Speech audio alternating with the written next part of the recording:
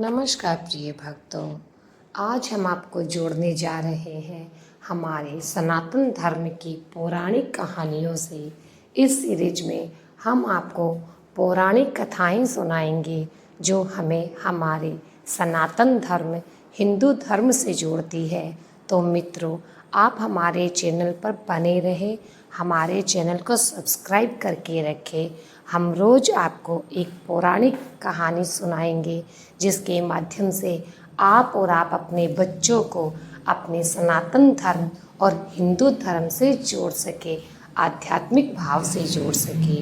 क्योंकि आज की पौराणिक कथा जो है वो मानव कल्याण के लिए बहुत ज़रूरी है। सनातन धर्म भारत की एक प्राचीन धर्म व्यवस्था है जो हमारे देश की संस्कृति और अध्यात्म की शांति के लिए अत्यधिक महत्वपूर्ण है। इस धर्म के अनुयायी उन्हें अनंत काल का धर्म मानते थे और उसे सनातन धर्म के नाम से आज जाना जाता है। सनातन धर्म की कहानियाँ ही पौराणिक कहानियाँ कहलाती है। इन कहानियों के जरिए हम धर्म और अध्यात्म के मूल सिद्धांतों को समझ सकते हैं और जीवन को बेहतर बनाने में इनका उपयोग कर सकते हैं। सनातन धर्म, जिसे हम हिंदू धर्म के नाम से जानते हैं, उसकी कई कहानियाँ संस्कृति और धर्म के महत्वपूर्ण हिस्से हैं। इन कहानियों के माध्यम से हमें हमारे पूर्वजों की बुद्धि, ज्ञान, दानशीलता और नैतिकता से भरी हमारी संस्कृति की विस्तृत जानकारी प्राप्त होती है। सनातन धर्म हमारे धार्मिक विरासत का एक महत्वपूर्ण अंग है। इस धर्म में कई महान ऋषि, संत और धर्म गुरु हुए जो विश्व के लिए नहीं बल्कि समस्त मानवता के लिए जीवन के अनमोल संदेश छोड़कर गए हैं। अब आप पूछेंगे कि हम धार्मिक कहानियाँ क्यों सुने, इनका मूल उद्देश्य क्या है?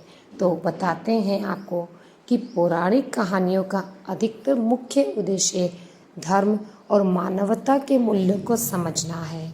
इन कहानियों में हम धर्म के महत्व, अनुशासन, सत्य, दया, ईमानदारी और समझदारी जैसे महत्वपूर्ण मूल्यों का बखान करते हैं। इसके साथ साथ ऐसी कुछ कहानियाँ हैं जो भारतीय संस्कृति और इतिहास की महत्वपूर्ण घटनाओं का वर्णन करती है।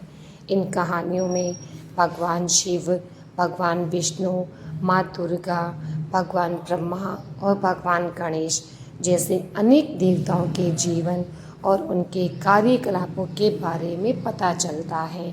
भगवान श्री राम और भगवान कृष्ण के अवतारों के जन्म और उनके जीवन की उपलब्धियों के बारे में हमें ज्ञान होता है। इसलिए इन कहानियों में धर्म गुरुओं की भी जीवन गाथा शामिल है। ये गाथाएं हमें संदेश प्रदान करती है ताकि हम अपने जीवन में आगे की ओर बढ़ सकें और सदैव विजय हासिल कर सकें। आज मैं आपको जो कहानी सुनाने जा रही हूँ वह है भगवान परशुराम की, कि कैसे भगवान परशुराम ने अपनी माता का वध किया। क्या कारण रहा इसके पीछे कि परशुराम जी ने अपनी माता का वध किया? तो आज की हमारी कहानी है परशुराम ने क्यों अपनी माता का वध किया। तो मित्रों, कहानी में अंत तक बने रहे। यदि कहानी पसंद आ जाए तो चैनल को लाइक करें, सब्सक्राइब करें और मित्रों तक जरूर शेयर करें। तो आज की हमारी कहानी शुरू होती है परशुराम जी के जीवन काल से, कि कौन थे परशुराम जी, किनके भाई थे, उनकी माता कौन थी और साथ ही उन्होंने अपनी माता का वध क्यों किया। तो आइए भक्तों, सब मिलकर प्रारंभ करते हैं इस पौराणिक कथा को। भगवान परशुराम विष्णु जी के छठे अवतार हैं। उनके पिता का नाम जमदग्नि तथा माता का नाम रेणुका है। वे अपने 4 बड़े भाइयों व माता पिता के साथ गंगा नदी से कुछ दूरी पर अपने आश्रम में रहा करते थे। भगवान परशुराम के 4 बड़े भाइयों के नाम हैं रुक्मवान, सुषेणु, वसु और विश्वास वसु। भगवान परशुराम अपने माता पिता के आदेश का हर संभव पालन करते थे। माता पिता के प्रति उनकी जो श्रद्धा थी वो बहुत गहरी थी। लेकिन एक दिन की बात है, माता रेणुका हवन पूजन के लिए गंगा तट पर जल लाने गई थी। जल लेकर लौटते समय उनका ध्यान जल विहार करते राजा चित्ररथन एवं अप्सराओं पर पड़ा। वे इस दृश्य को देखते रह गई और एक लंबा समय इसमें व्यतीत हो गया। महर्षि जमदग्नि हवन पूजन हेतु बैठे हुए थे। वे हवन कर रहे थे और उन्हें देर हो रही थी। तभी उन्होंने अपनी दिव्य दृष्टि से देखा कि आखिर देवी रेणुका को इतना विलंब क्यों हो रहा है। ये सब जानते ही उन्हें बहुत अधिक क्रोध आया। वे बहुत अधिक क्रोध हो उठे। जब तक देवी रेणुका आश्रम पहुँची तब तक हवन में विलंब हो चुका था और महर्षि जमदग्नि आग बबूला थे। उनका क्रोध सातवीं सीमा पर था, अपनी चरम पर था। क्रोध में उन्होंने अपनी पत्नी को मर्यादा विरोधी आचरण करने हेतु दंड दिया। महर्षि जमदग्नि एवं माता रेणुका के सभी पुत्र वहां उपस्थित थे। उन्होंने एक एक करके अपने पुत्र को अपनी माता का वध करने का आदेश दे दिया। लेकिन अपने पिता की अवहेलना कर उनके 4 पुत्रों ने माता का वध करने से मना कर दिया। पिता की आज्ञा विमुख होने के कारण महर्षि जमदग्नि ने अपने 4 पुत्रों को विचार शून्य होने का भी श्राप दे दिया। ये सब भगवान परशुराम देख रहे थे। तभी महर्षि जमदग्नि ने अपने सबसे छोटे पुत्र भगवान परशुराम से माता का वध करने को कहा। तब भूत भविष्य जानने वाले भगवान परशुराम ने बिना एक क्षण गवाए समय व्यतीत किए अपनी माता का सर काटकर उनका वध कर दिया।